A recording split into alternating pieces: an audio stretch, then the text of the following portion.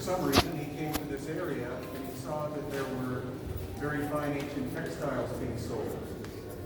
And so there were people doing tomb robbing and selling the textiles. So he made that illegal.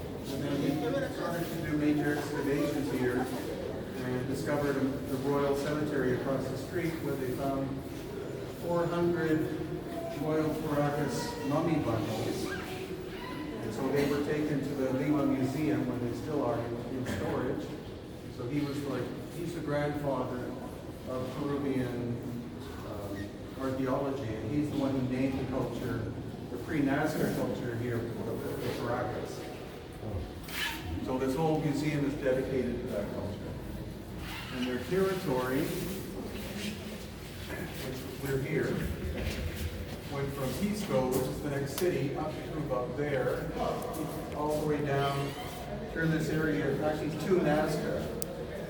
So there's a giant adobe complex, the largest adobe complex in the world outside of Nazca that nobody goes to for some reason, called Cahuachi. And they spent 25 years excavating one of the pyramids there, and there are at least 30 more of them. It's a huge complex. Financially, it's just impossible. They also extended their range all the way in towards the highlands of Peru this way. And as I said, part of the Inca ancestry is probably some of the Paracas who escaped when they were under attack by the Nazca people. Because when the first Spanish went to Cusco, the conquistadors, some of them saw these very light-skinned people walking around in the streets with red hair and blonde hair. And they remarked to the native people there, they said, there are people in this city who have lighter color than we do. Who are they? They said, oh, those are the Viracochans, they're the last of the ancient people who were here before we were. So that tells you the whole history that you learn from places like National Geographic, which is an absolutely awful society. A lot of the stuff that they write is really terrible stuff.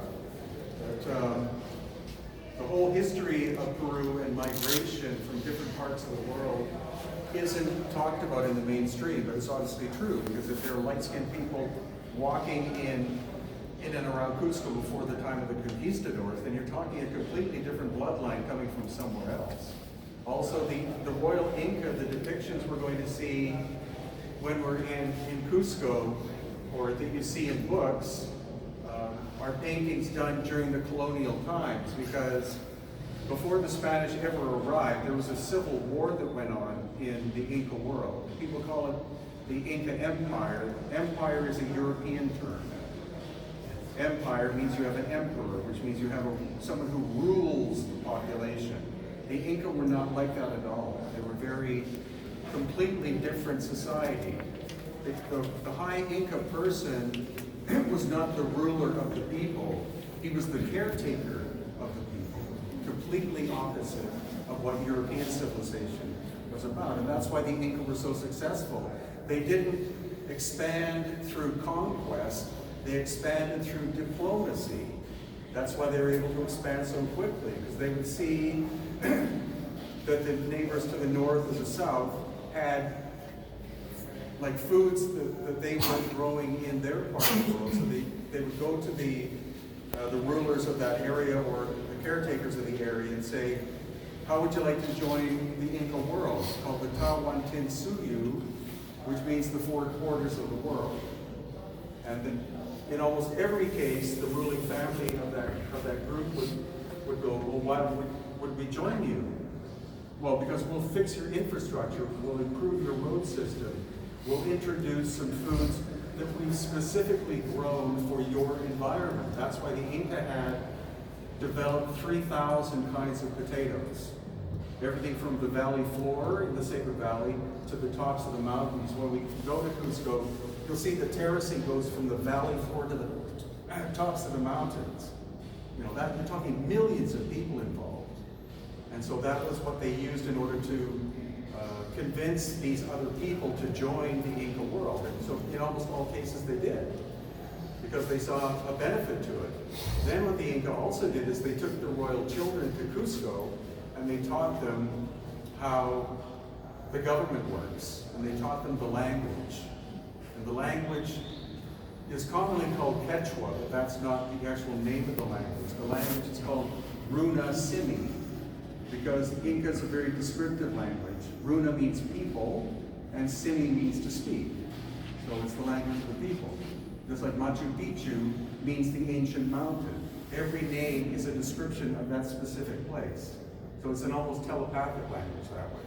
When you name something, or when someone says a name of something, you go, oh, I get a picture in my head of what that is. And so they would be taught the language, and then they would be sent home, and then that officially, that was the language that they were to speak in any governmental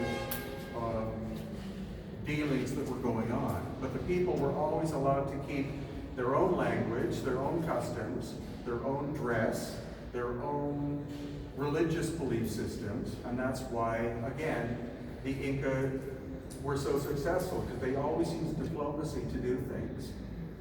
If a people said, no, we don't want to be part of you, then the Inca ambassadors would retreat and then come back with gifts and say, well, we also have this to offer you as well.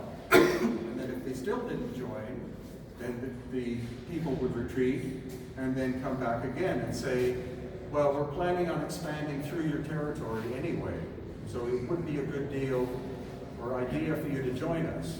And there are 50,000 soldiers behind the hill, right behind us.